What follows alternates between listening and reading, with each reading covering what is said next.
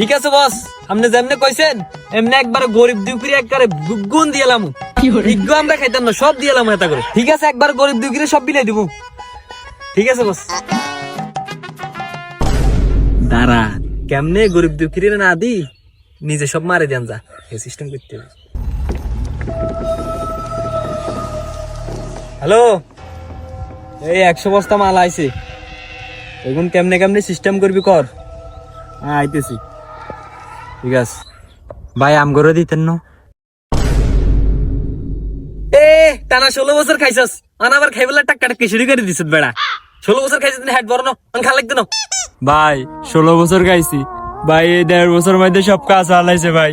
এই সান পকেট টিয়া নেই ভাই। ভাই যদি টিয়া দেখতে আপনার লগে আইটেন নি ভাই। ভাই 2 বস্তা দিয়ে। আচ্ছা যা, সমস্যা নেই, যা 2 বস্তা চাইছিস, তোরা 5 বস্তা দেবো। খালি একখানা বাইরে হিসিসে থাকবি, ঠিক আছে? আসসালামু আলাইকুম ভাইয়া, হালাল ভাবে বলতেছি, আমরা কি পাবো না? তোরা খেলে তো বেটা এটা হারাম হয়ে যাবো বেটা।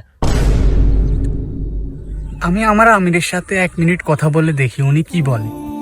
আসসালামু আলাইকুম আমির সাহেব। হ্যাঁ, আপনার সাথে কিছু কথা আছে। বলুন।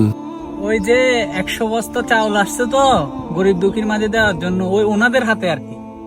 তো ওনারা কি করতেছে, 10 বস্তা গরিব দুঃখীর মাঝে দিতেছে আর বাকিগুলো ওরা মেরে দিতেছে। এখন আমি কি এখান থেকে খেলে এটা কি হারাম হবে না হালাল হবে? আমরা এটা খেলে হালাল হবে, হারাম হবে না।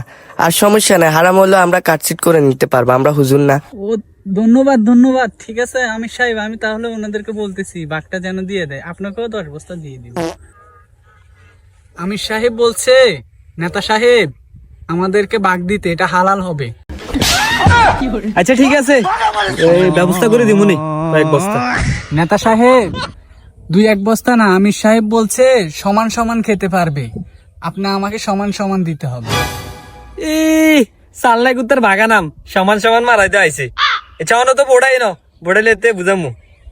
ঠিক আছে দিমু।